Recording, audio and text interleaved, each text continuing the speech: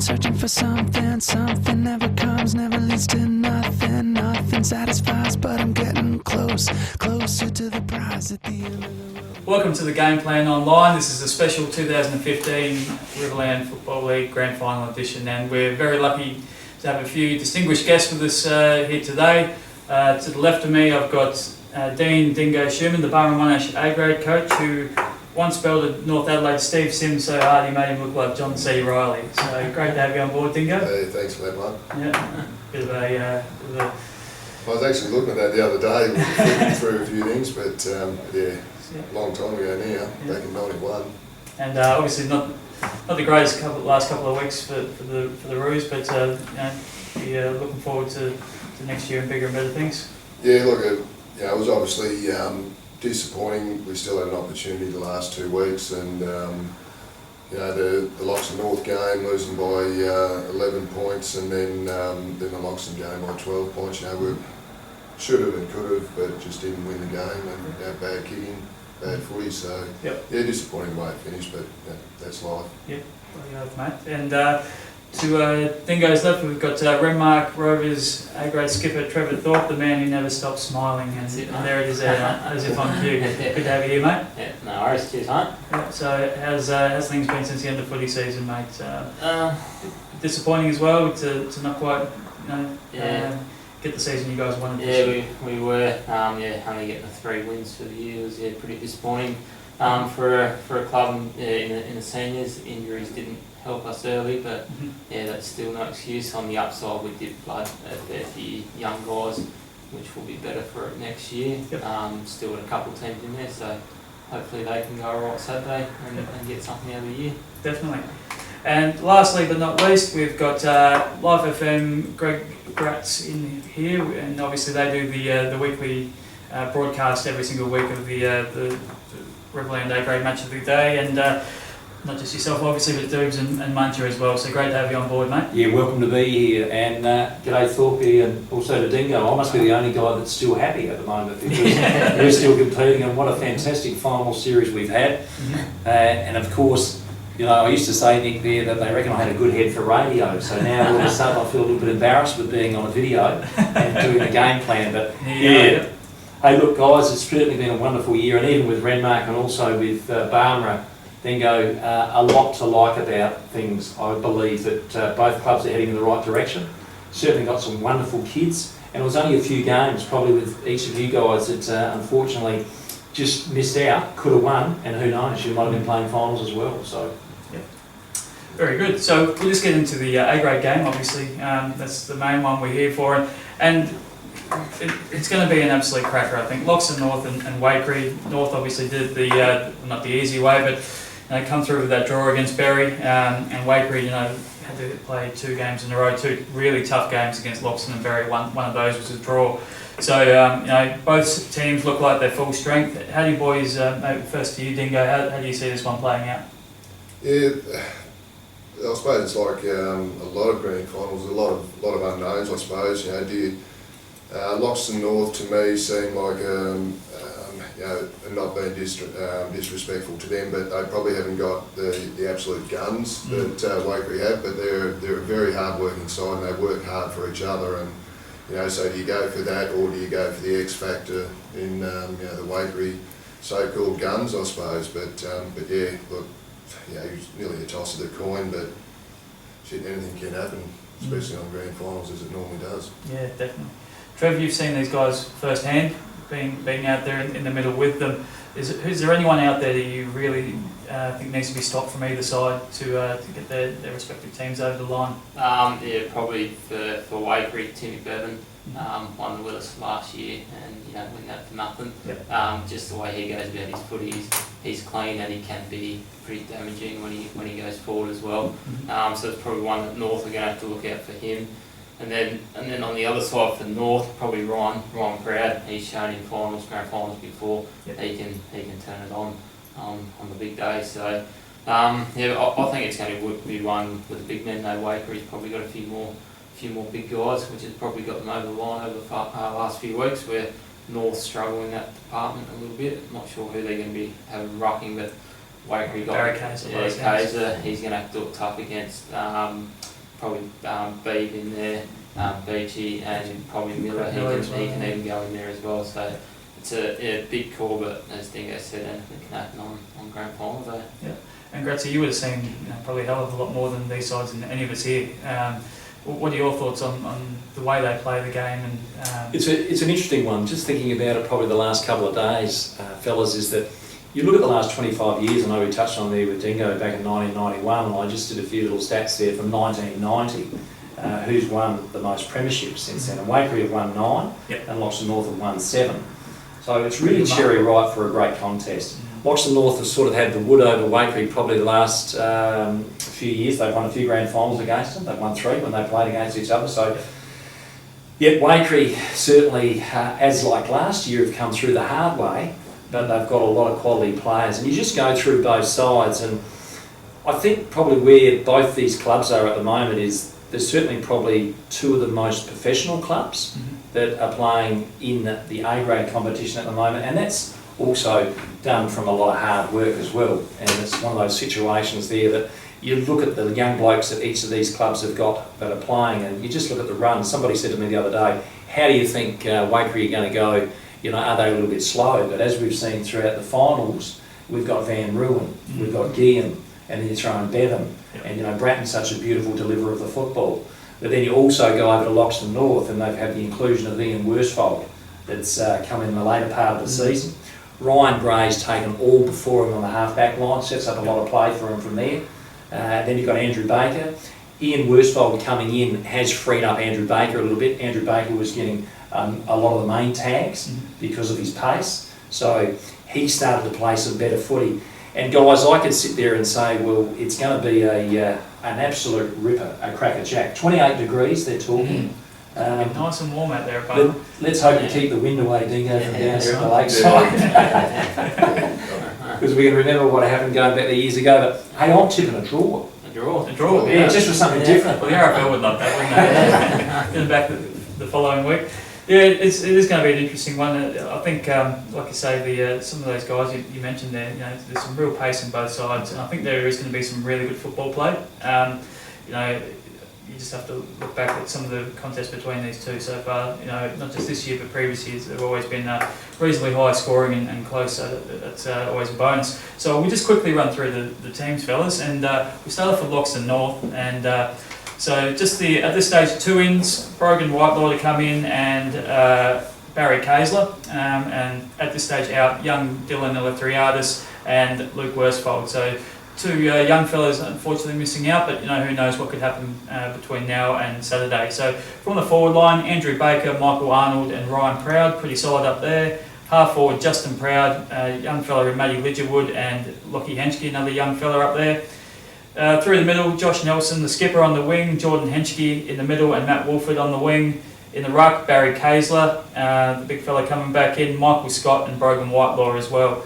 Half back, like Graetz mentioned, Ryan Gray there will provide plenty of run. Josh Voigt, who's been in some terrific form in the back half of the season, and Andrew Hume.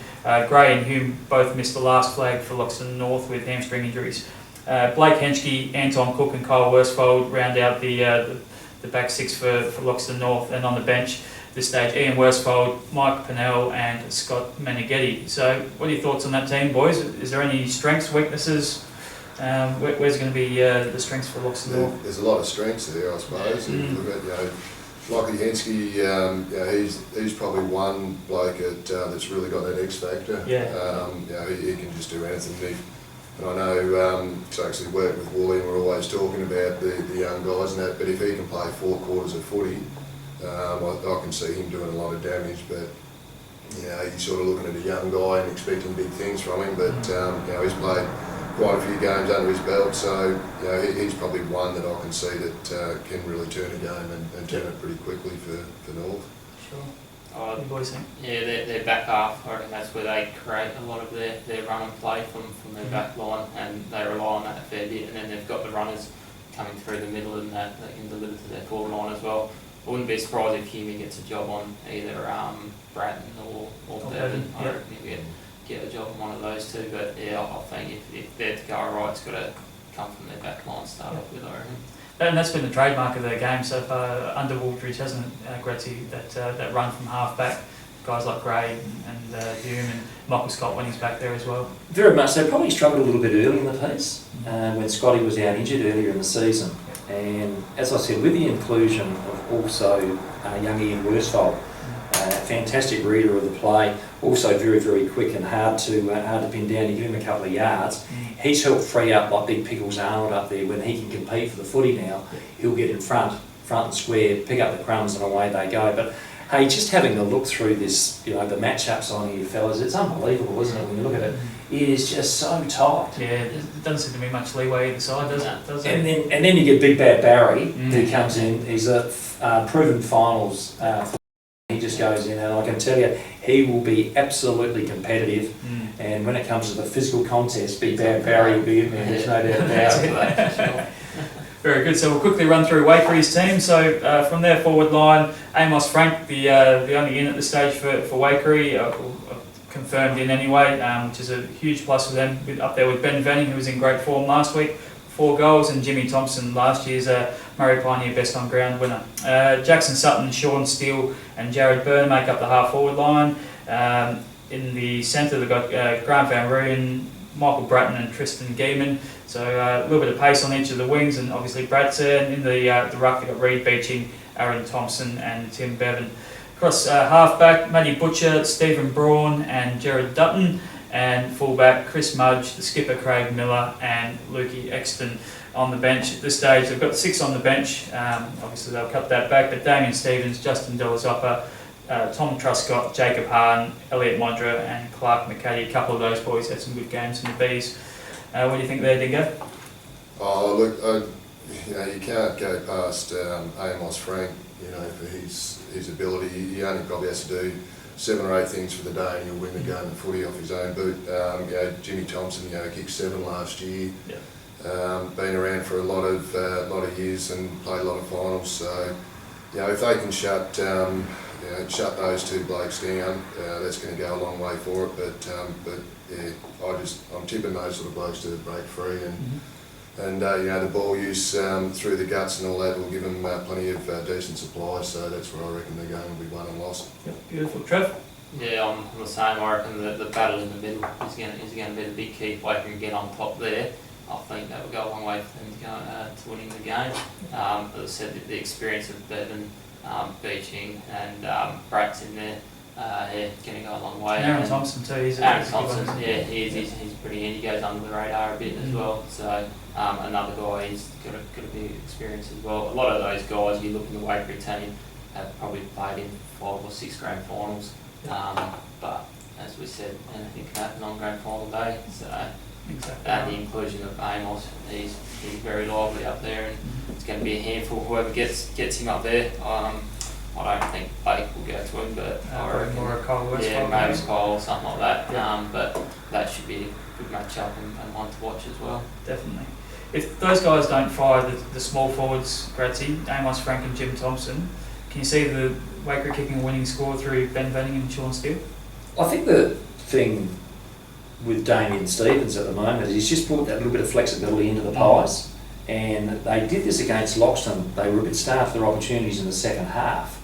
He then flicked Reed Beeching up there. Reed went up, kicked a couple of goals.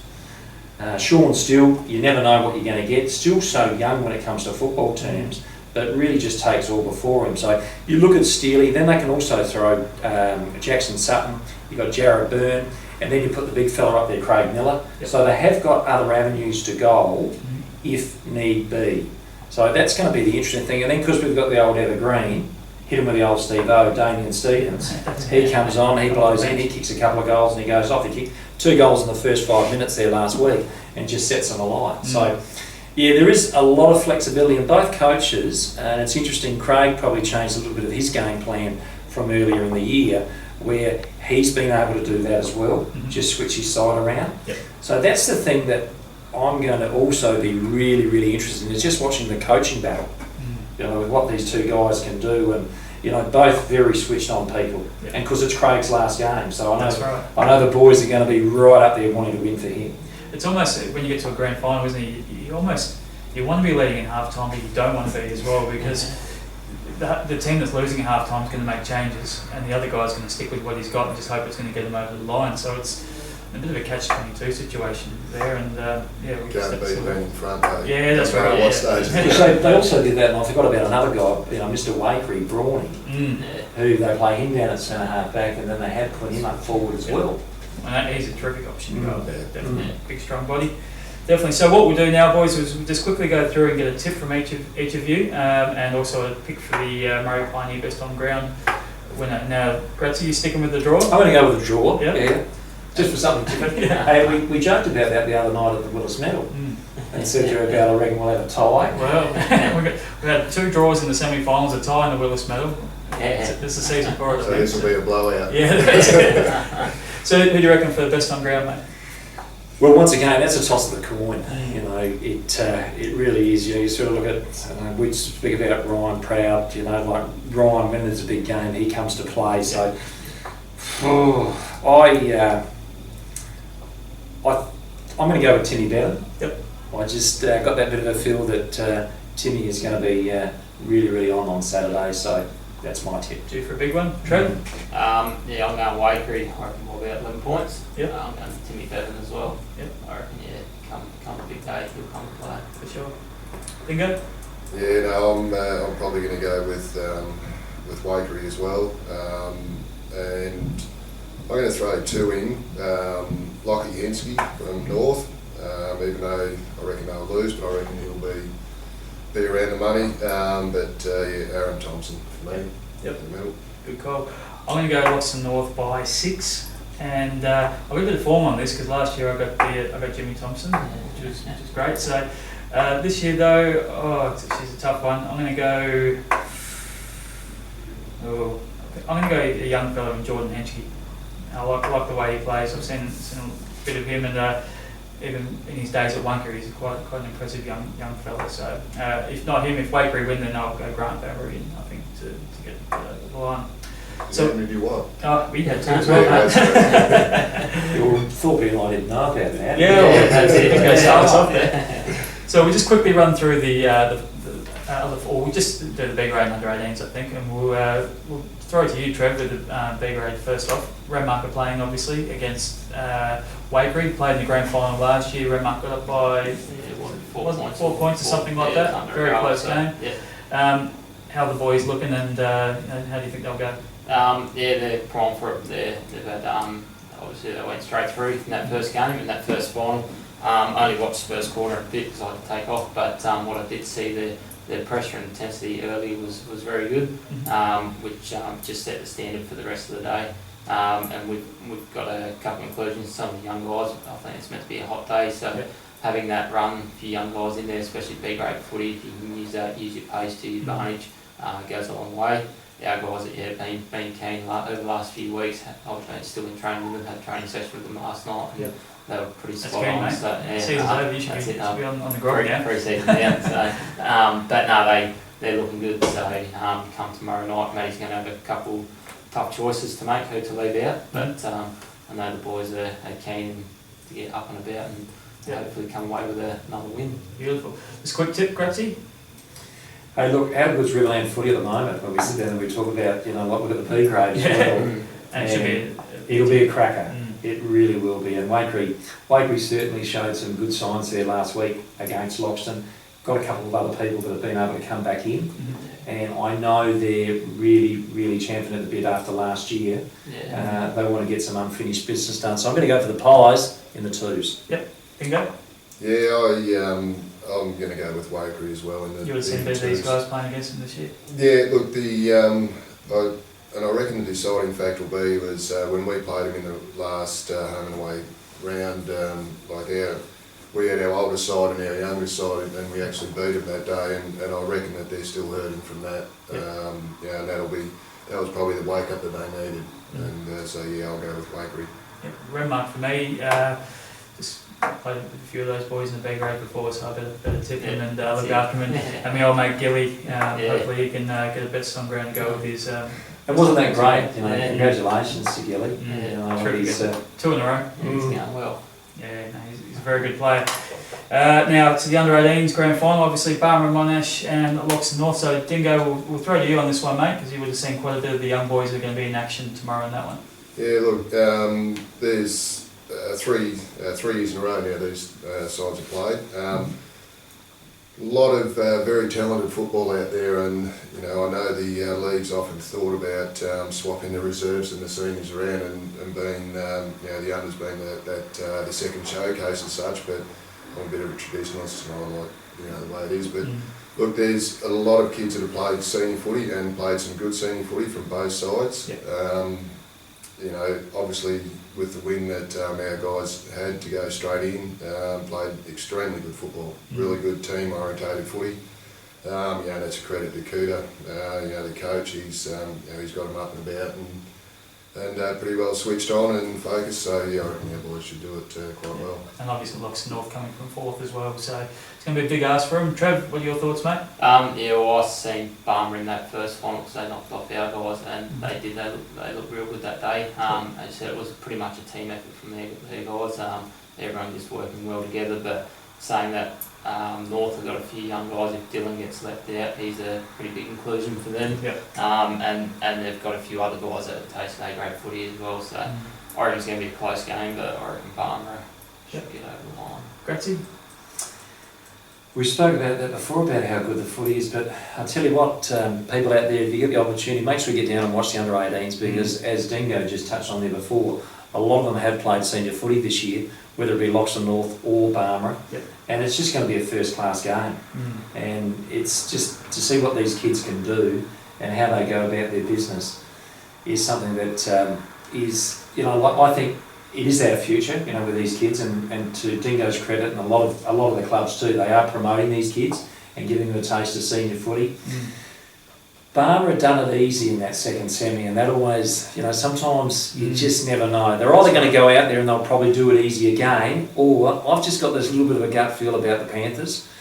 I'm thinking there that I reckon last year they went down. I'm going to tip the Panthers, not by a lot, but I reckon they'll win by about 15 points. Beautiful. I'm going to stick with Barmera, but it could go either way. And like you boys have touched on, it's going to be a ripping game. Under-18s football at that level always is. So Barmera-Monash for me. So thank you very much, guys, for coming on. Dingo, obviously wish you all the best. Hopefully you'll be at the helm next year, and we'll still be having our weekly phone calls, mate. Well, we just have to wait and see what happens there. But, it's been an enjoyable year, and thanks for your support as well. Not a problem at all, mate. And Trev, all the best with the rest of the year with the B grade. I imagine you'll be out there doing the water running or something tomorrow. Yeah, we'll get involved somehow. So hopefully the boys can get up, and we've got our 13s in there start off with that as well. So hopefully they can get us off to a good start and get a good day all around. Excellent. And Graetz, tomorrow, obviously on the air with Doobs and Muncher, Life FM 100.7. If you can't get to the game, or we're on at 12:30. 12:30. We're on at 12:30. We've got some interviews. We've got Danny Frawley, which we were lucky enough to do an interview with him the other day. We've got Jenny Williams, which we had a bit of a talk to earlier in the year, and there's lots of other people. So make sure you tune into 1007 Riverland Life M for the station that rock and rolls footy in the Riverland. Beautifully said, mate. Beautiful plug. That's what we like. Seriously, they do tune in and have a listen. They do a terrific job. So thank you guys for coming in and supporting us, and hopefully everyone has a good day at the footy on Saturday. One by one, hidden up my sleeve.